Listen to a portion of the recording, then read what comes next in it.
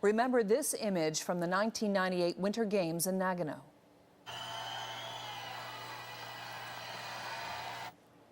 Who could forget Canadian snowboarder Ross Rebligiati and his Roots Poor Boy hat? That sure got Roots a lot of attention and a lot of sales, and now it hopes to get a whole lot more.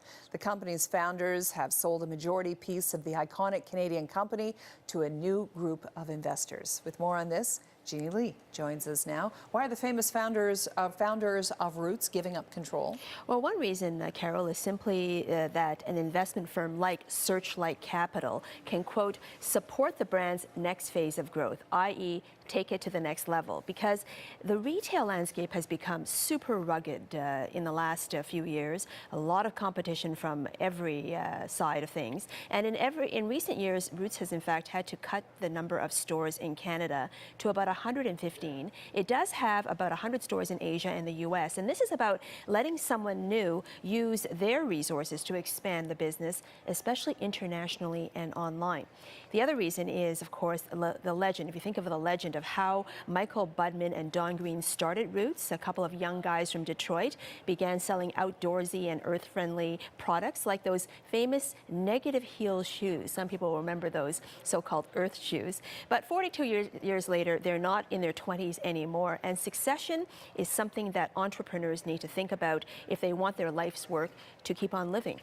Okay, can they retain the Canadian brand? And that is a big question. When we first heard about the story, that was the obvious question that we all asked. Searchlight, obviously an investment firm with offices in Toronto, yes, but also in New York and in London. It does already work with some other brands to make them a bigger deal, but does expanding the appeal of a certain brand mean diluting some of it? In this case, would it mean diluting the strong Canadian association that Roots has? Well, we asked co-founder Michael Budman about that, and here's what he told CBC News not long ago. Have a listen. I think the customer knows when they walk in, they feel it, they smell it. This is not a big American mega private company, and it doesn't want to be.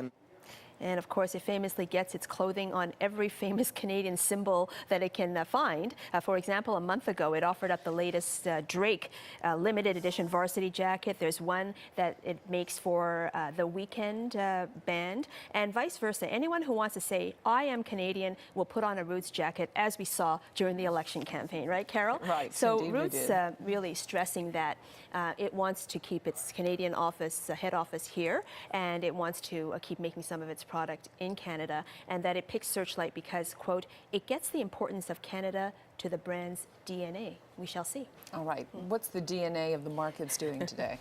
Not a whole lot, except to look a little down here. The TSX Composite down 105 points, with the price of oil and oil stocks much lower.